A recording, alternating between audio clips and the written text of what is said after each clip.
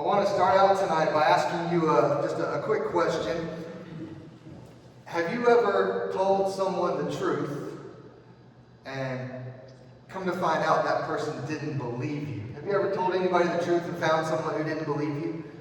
How did that make you feel? Not good. Right? That's tough. Annoying. Right? When you're telling the truth but they don't believe you.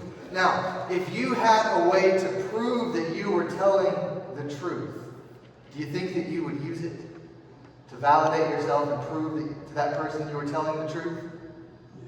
Yeah, I would.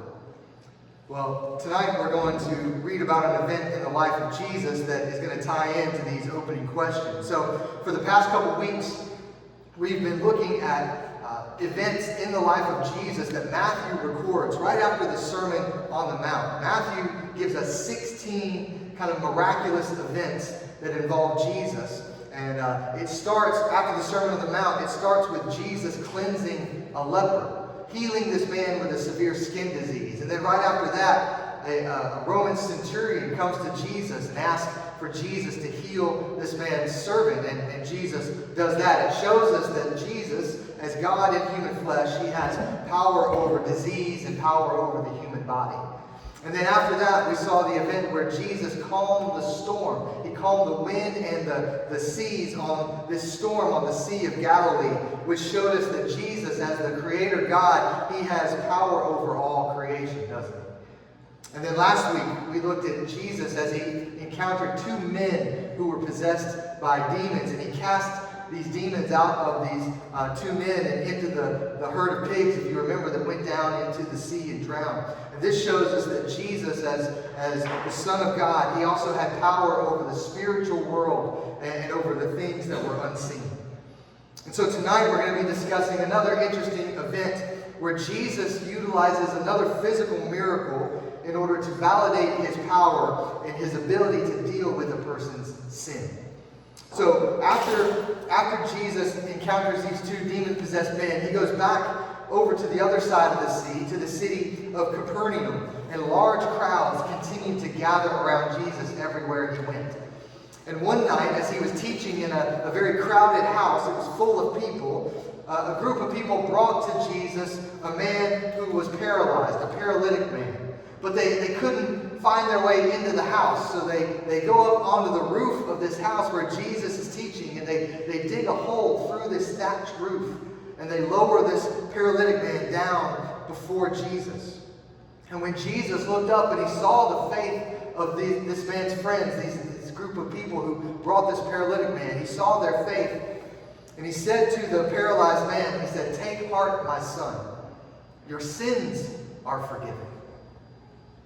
The scribes and the Pharisees who were there in the crowd, they were angry, and they started saying to themselves, "This man is blaspheming." And Jesus, he was aware of their thoughts. He knew what they were saying to themselves. And he asked them, he said, "Why do you think evil in your hearts? Which would be easier for me to say, your sins are forgiven, or rise and walk?" Jesus says, "But that you may know that the Son of Man has authority on earth to forgive sins." He then said to the paralyzed man, "Rise, pick up your bed, and go home." And that's exactly what the paralyzed man did. He rose, rolled up his bed, and he went home. And the crowd who was there watching all of this unfold, they were afraid. But they glorified God, who had given this authority and this power to Jesus. I want to ask you a couple of questions about this story that we just heard tonight. And the first question is, why do you think that this group of people brought the paralyzed man to Jesus? They wanted to help him, right? I think they wanted to heal him. So, if that's what the friends wanted, what do you assume that the paralyzed man wanted to receive from Jesus? What do you think he wanted? Healing, forgiveness. He wanted to be healed and maybe some forgiveness as well. That's good. After Jesus pronounced forgiveness of this paralyzed man's sins, how how did the scribes and the Pharisees react to Jesus doing that?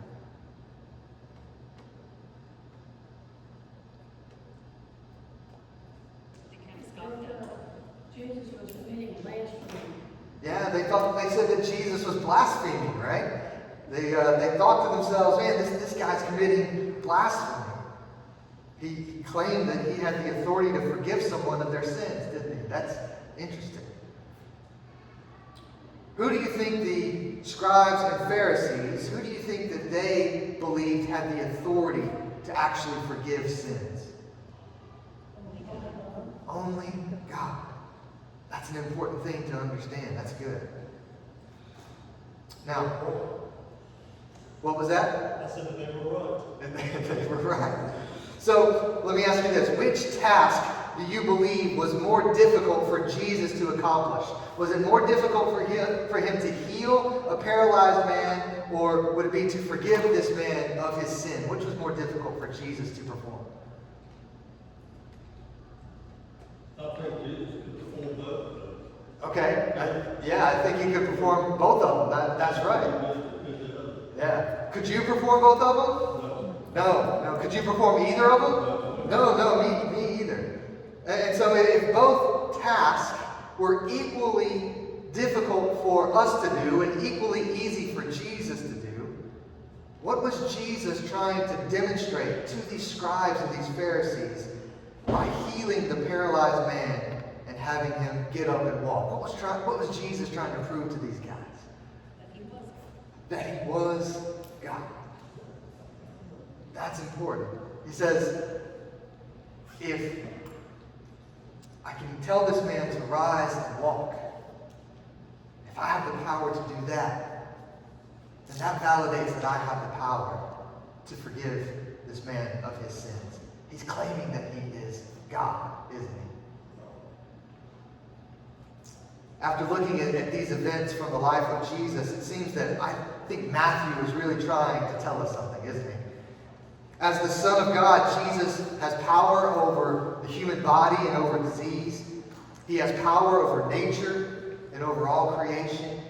He has power over spirits in the spiritual realm. And now Jesus has power to forgive people of their sins. What Matthew is attempting to prove to the readers is less about what Jesus could do and more about what Jesus' miracles say about his true identity. The record of these events that we've been talking about is telling us that Jesus is God in human flesh, and he has power over all earthly and heavenly things.